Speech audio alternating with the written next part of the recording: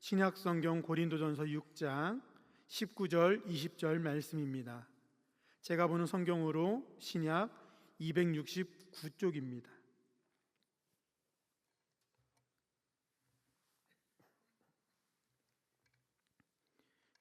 고린도전서 6장 19절 20절 말씀 우리 다 같이 한 목소리로 합독하겠습니다.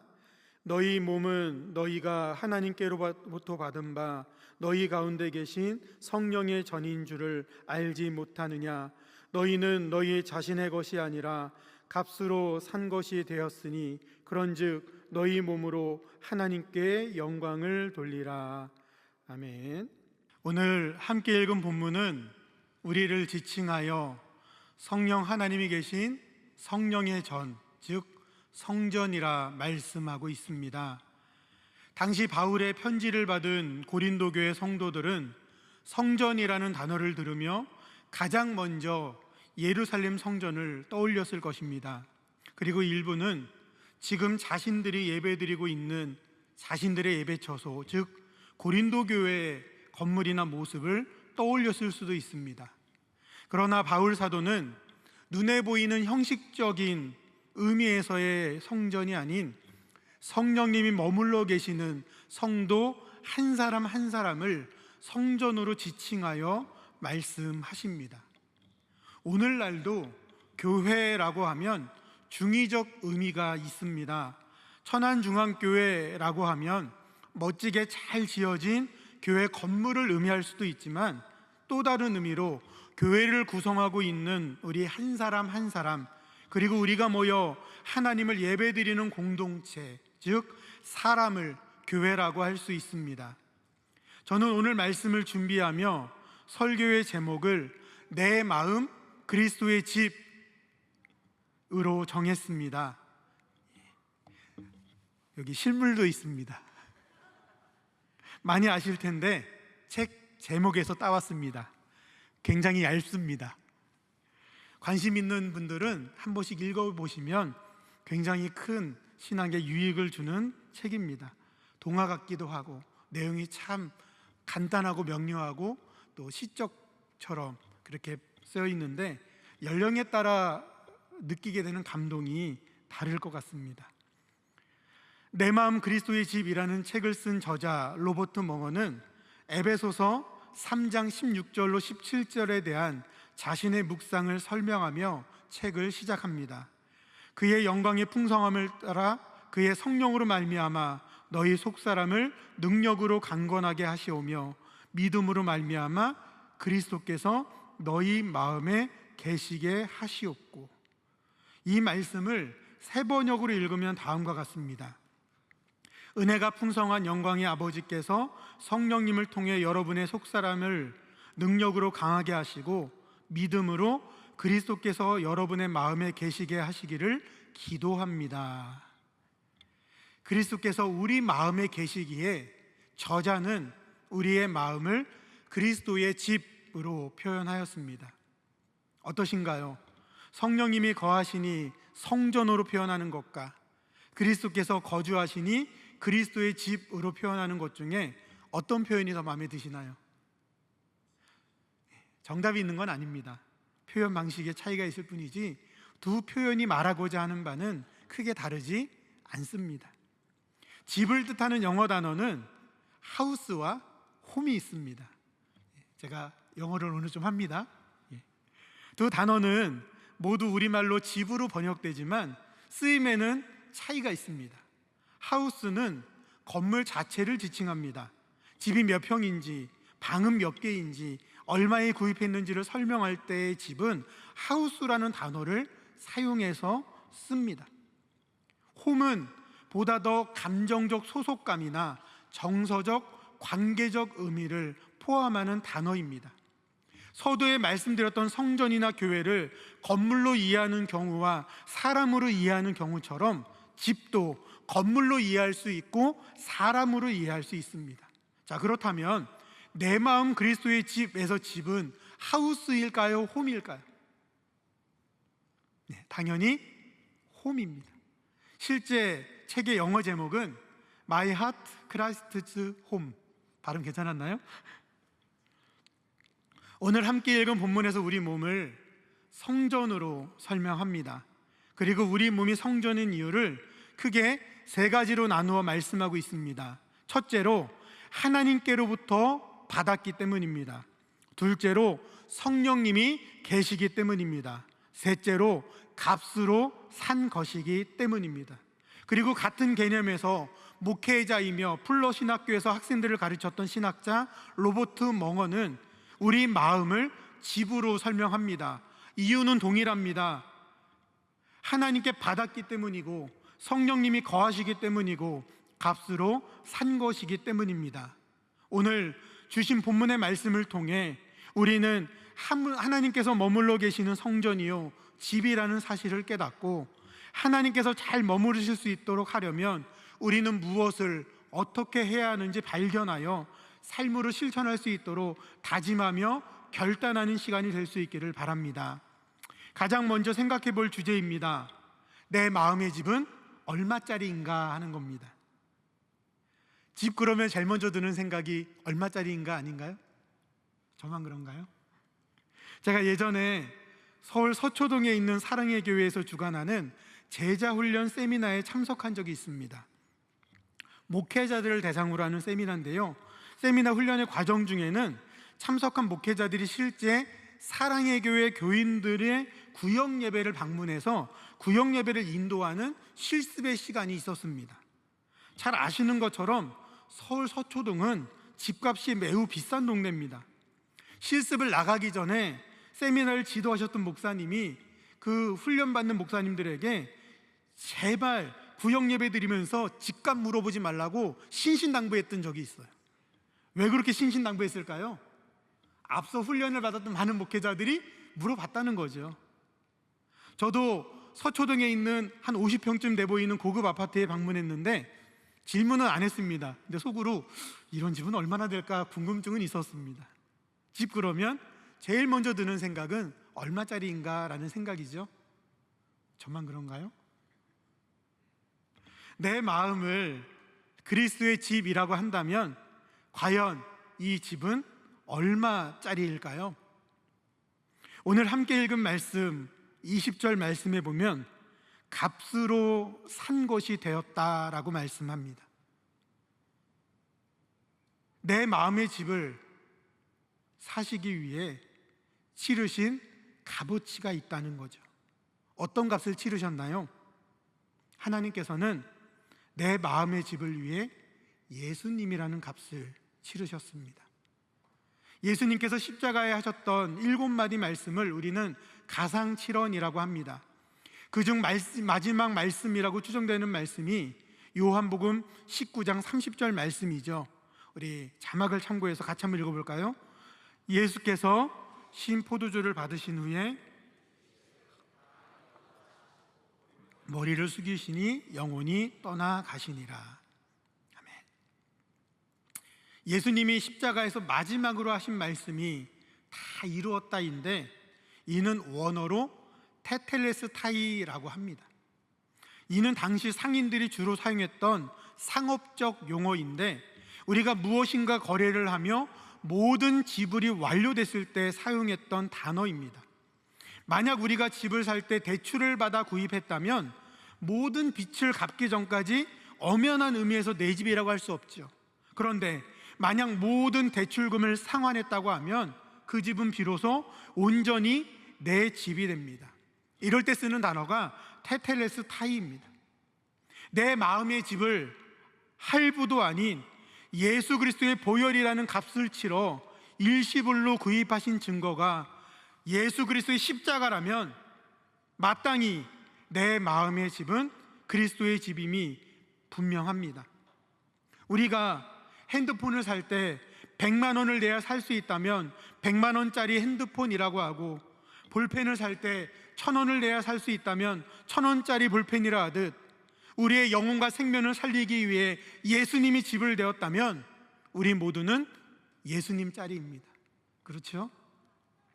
제가 교육전도사로 사역을 할 때 교통사고가 난 적이 있습니다.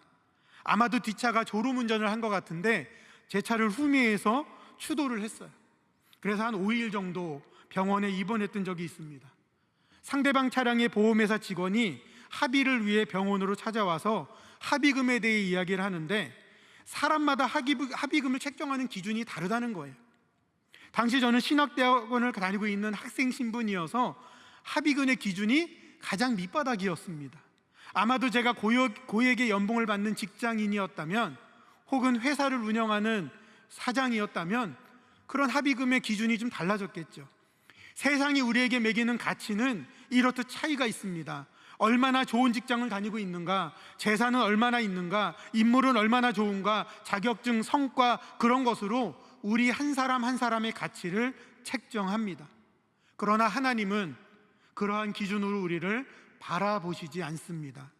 우리 한 사람 한 사람을 위해 기꺼이 아들 예수님이라는 값을 치르셨습니다. 이렇게 우리의 소유주가 되셨습니다. 그러하기에 마땅히 내 마음의 집의 주인으로서의 자격이 있습니다. 이 은혜를 잊지 않고 기억하는 우리의 삶이 되어야 할 것입니다. 두 번째로 생각해 볼 주제는 내 마음의 집에 등기부 등본을 떼어보아야 한다라는 겁니다. 등기부 등본이 뭐죠? 부동산 거래할 때 먼저 떼어보는 문서죠. 아마 이 부분은 목사인 저보다 우리 성도님들이 훨씬 더 잘 아실 텐데요, 등기부 등본에는 실제 소유주가 누구인지, 근저당이 잡혀있진 않는지, 또 소유권의 이전 과정이 있었다면 특이사항이 무엇인지가 상세하게 기록되어 있습니다. 내 마음의 집의 건축자는 하나님이십니다. 흙을 빚으시고 생기를 불어넣어 나라는 집을 지으셨습니다.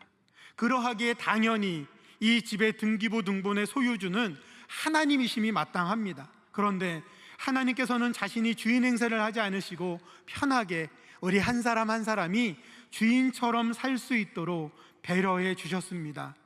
이러한 배려에 감사를 고백하며 그럼에도 나는 주인이 아님을 기억하며 살아가야 마땅한데 인간은 그러지 않았습니다. 아무런 권한이 없음에도 영혼의 등기부 등본에 소유주 자리 하나님의 이름을 지워버리고 나를 적어 넣었습니다. 그것이 바로 죄입니다. 창세기 3장을 보면 인간이 지은 죄의 출발은 하나님처럼 되고자 함이었습니다. 창세기 3장 4절 5절입니다. 뱀이 여자에게 이르되 너희가 결코 죽지 아니하리라. 너희가 그것을 먹는 날에는 너희의 눈이 밝아져 하나님같이 되어 선악을 알 줄 하나님이 아심이라. 하나님처럼 된다는 것을 다시 말하면 내 인생의 주인의 자리를 하나님께 내어드리는 것이 아닌 내 자신이 차지함을 의미합니다. 네이버나 구글 등의 포털 검색 사이트에 사탄경 1장 1절이라고 치면 내 인생의 주인은 바로 너다라는 구절이 검색이 됩니다. 예전에 어느 목사님이 설교에 인용하신 것을 인상 깊게 듣고 저도 종종 예화로 사용하는 내용입니다. 다시 말씀을 준비하며 2절을 검색해 보니 실제로 사탄경이라는 공식적인 종교 경전이 있는 것은 아니고 문학적인 표현으로 만든 창작물이라고 AI가 알려줬습니다. 그러나 저는 이 표현이 인간의 본성을 꿰뚫어 보는 표현이라고 생각합니다. 성경은 오늘 본문을 포함해 무수히 많은 구절에서 반복적으로 끊임없이 내 인생의 주인은 하나님이시다라고 말씀합니다. 그러나 하나님의 반대편에 있는 사탄 입장에서는 구태여 너의 인생의 주인은 사탄이다라고 우리를 유혹하지 않아도 됩니다. 그냥 내 인생의 주인은 바로 나다라고만 해도 우리는 자연스럽게 하나님과 멀어지고 궁극적으로 사탄의 종이 될 수밖에 없는 존재입니다. 그것이 우리의 죄악된 본성입니다. 사랑하는 여러분, 지금 여러분의 마음속 집 등기부 등본을 떼어본다면 과연 거기 소유주에는 하나님의 이름이 적혀 있습니까? 혹시 나의 이름이 적혀 있지는 않는가요? 돌아볼 수 있기를 바랍니다. 얼마 전에 유튜브에서 우연히 한 영상을 보았습니다. 요즘 방송되고 있는 개와 늑대의 시간이라는 프로그램 제목의 예능 프로그램을 일부 편집한 영상이었습니다. 해당 프로그램은 반려견을 잘못 키우고 있는 사람들에 대한 사연이 소개됩니다. 문제가 있는 반려견을 늑대라고 지칭하고 이를 잘 교육시켜 개로 만들어 가자라는 게 프로그램의 취지인 듯 합니다. 제가 봤던 영상의 장면은 다음과 같습니다. 어느 집이 강아지가 집 안에 대부분의 공간을 차지하고 있고 주인은 작은 방 하나만을 차지하고 있어요. 집안 전체의 70%를 강아지가 차지하고 활동을 하고 주인은 조그만 방 30%만 쓰고 있습니다.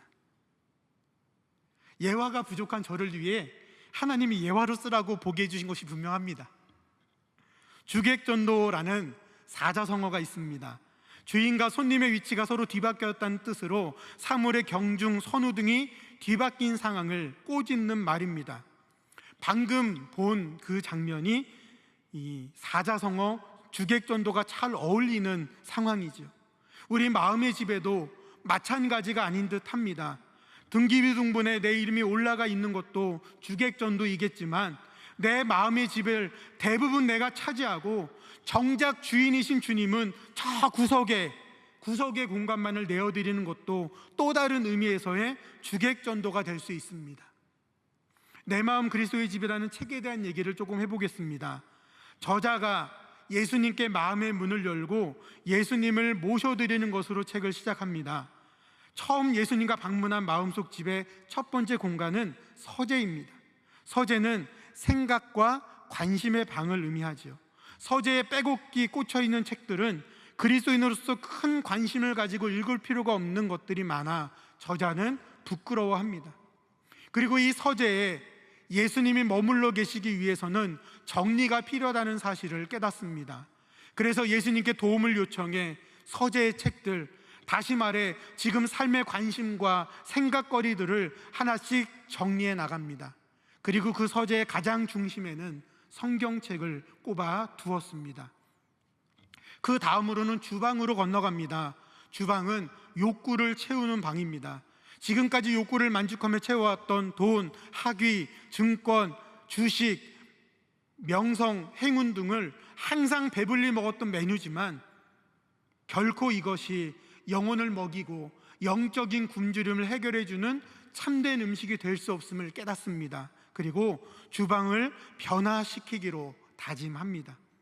마찬가지 방식으로 거실도, 작업실도, 오락실도, 침실도 주님께서 머무를 수 있는 공간으로 하나씩 변화시켜 가는 것이 책의 내용입니다.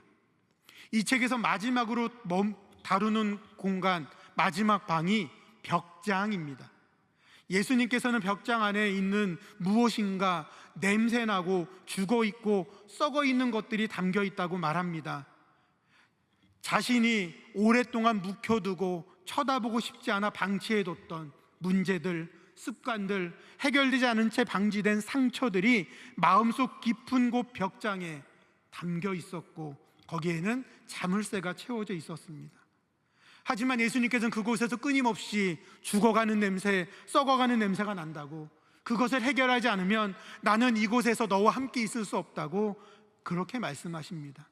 마침내 저자는 마음속 깊은 곳 벽장까지 주님께 내어드리고 그곳에 묵어있는 오래되고 묵히고 썩어간 것들을 꺼내는 장면이 책에 등장합니다. 지금 내 마음이 그리스도의 집이라는 것이 꼭 예수님이 평안하고 만족스러울 만큼 행복하게 머무르고 계심을 의미하지 않을 수 있습니다. 손님처럼 불편하게 예수님의 관점에서 청결하지 못하고 냄새나고 더러운 공간에 머물러 계실 수 있습니다.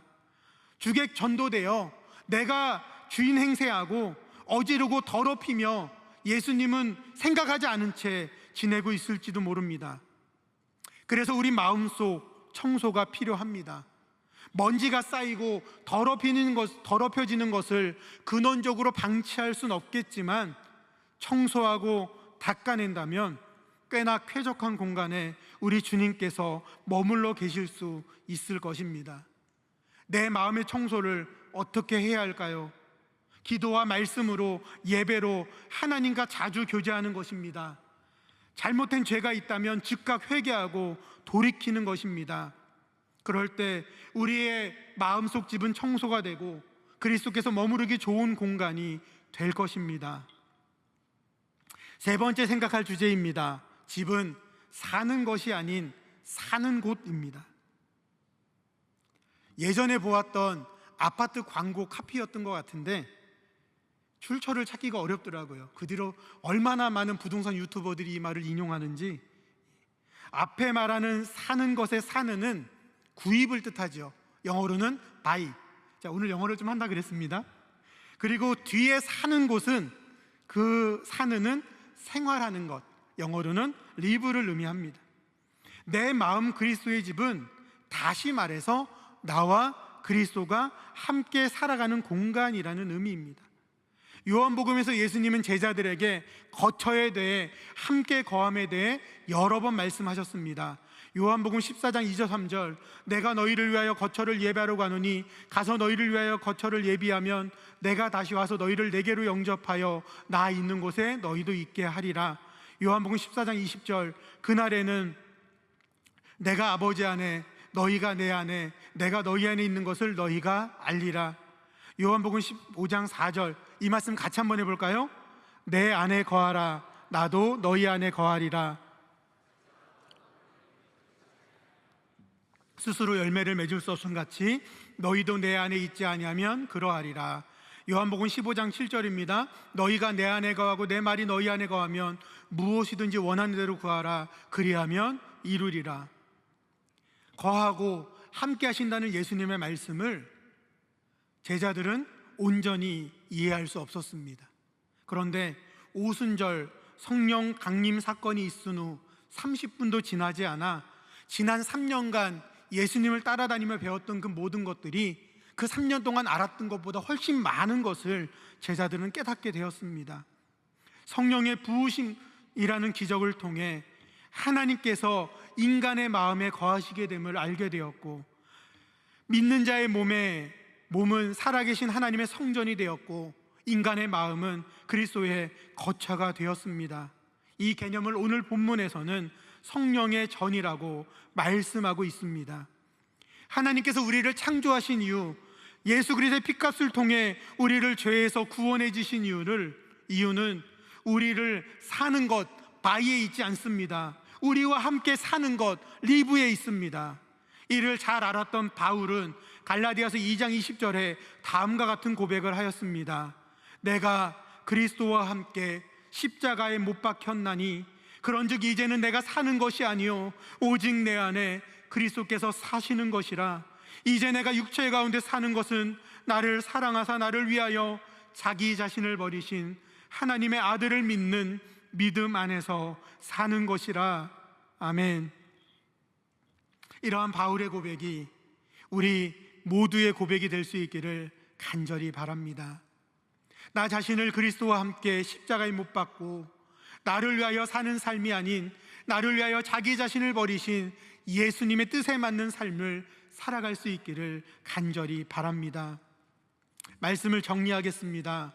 오늘 본문은 우리 몸을 성전이라 말씀합니다. 이유는 세 가지죠. 하나님께로부터 받았기 때문입니다.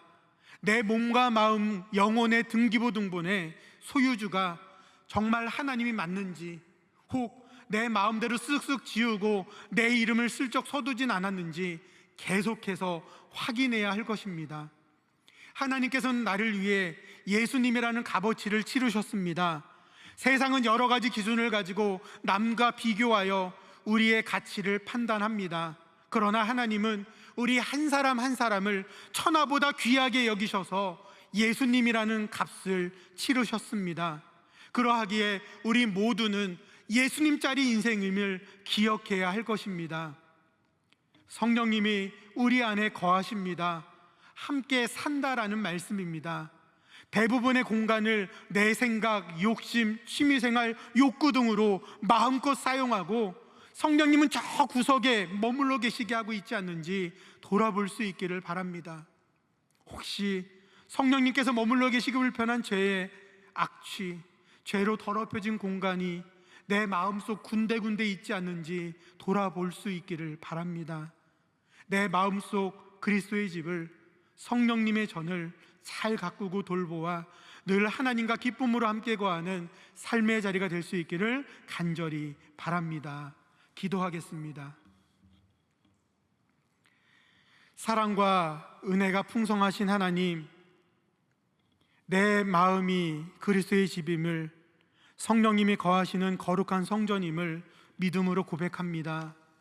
예수님의 거처가 성령님의 거처가 되기,